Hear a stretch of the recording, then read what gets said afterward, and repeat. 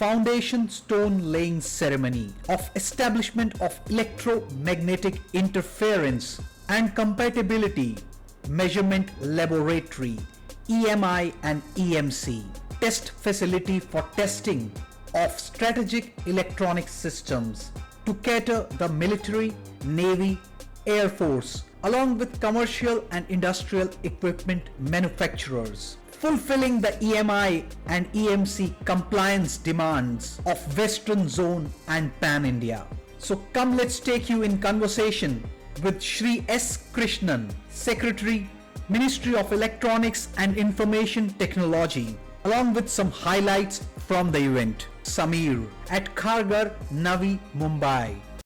This project itself of establishing an EMC test facility, particularly for military grade technology for strategic electronic systems, is an important project. It's one of the ways in which we support the defense industry in this country, the defense mechanisms in this country. Electronic systems and for the civilians as well.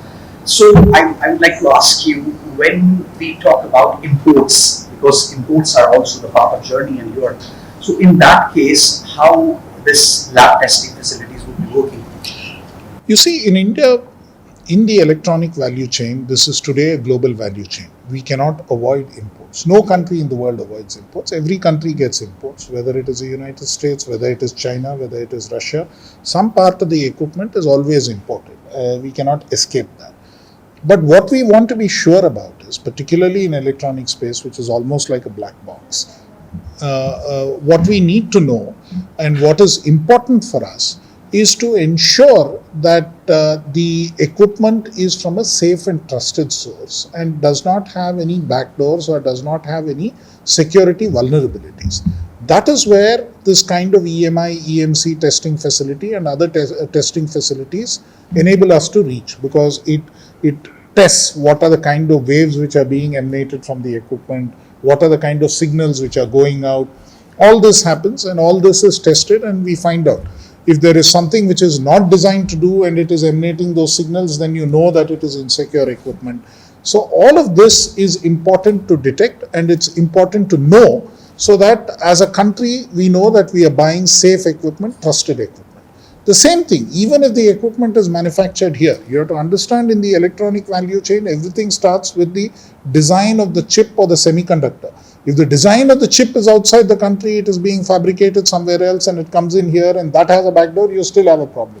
All that will finally get detected when you are testing the entire equipment, and then you will be able to isolate and identify. That is why the testing is so important. Sir, talking about the medical sector, of course, we are importing a lot.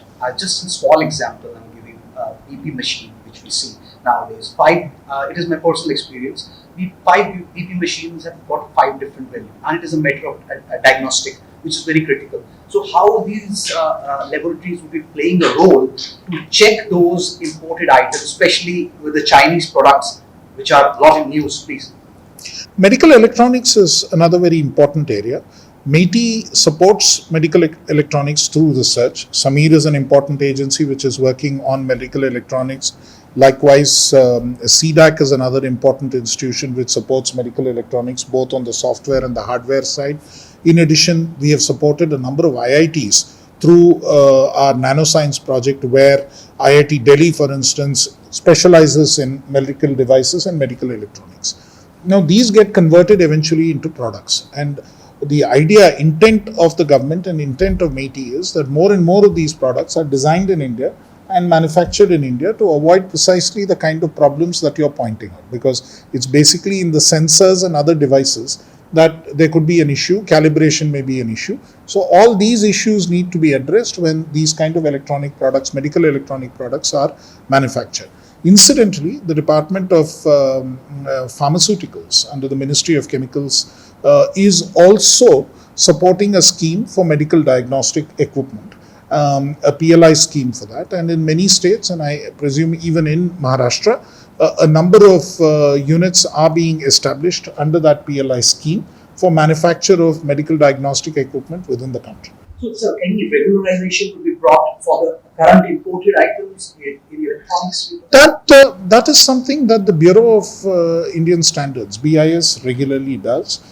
We have both in MeitY and in other ministries. We have a requirement called quality control orders, QCOs, and CROs, compulsory registration orders. These are basically intended to ensure standardization of equipment. And for instance, MeitY does it for about 64 specific electronic items. Through the BIS, there are more items which are covered.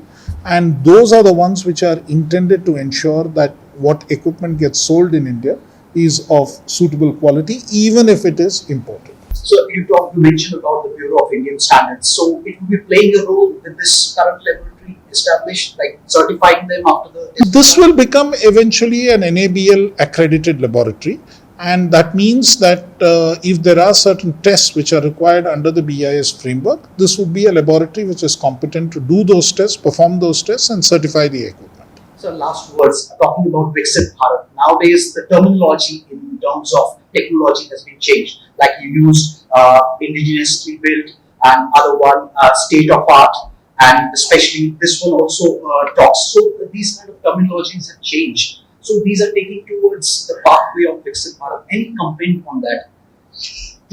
I think as a country, we are one of the largest consumers of electronics in the world. Electronics is becoming one of the biggest manufacturing industries in the world. Being such a large market and being such a critical consumer of electronics products, it is very important for India as it develops to have an electronics industry, an indigenous electronics industry, which can take an important part in the global value chain. So not only do we make equipment for ourselves, but we should be in a position to export to the rest of the world. These are, as I already mentioned, global value chains, but we need to have a significant and important part in the global value chain so that we manufacture both for ourselves and for other countries, even as we import certain components. Entering into a developed world, what we can say? Entering into a developed world is something that we owe to our citizens. The Prime Minister has set us a vision that we should become a developed country by 2047. We have another 22 years to achieve that goal and achieve that dream, which means growth in all sectors, particularly in the manufacturing sector and in the electronic sector, needs to keep growing and accelerating. And all of us need to focus on that larger goal to convert or to sort of transform India into a developed country. So just two-liner, today's event was laying the foundation stone, and with the date of completion, you could address 2-3 lines, please, starting. We are expecting that this particular building should be ready in about 8 months' time. The equipment which is to be installed, most of it has been ordered and is arriving. So I would say that before the end of this calendar year, well before the end of this calendar year, this facility should be up and running.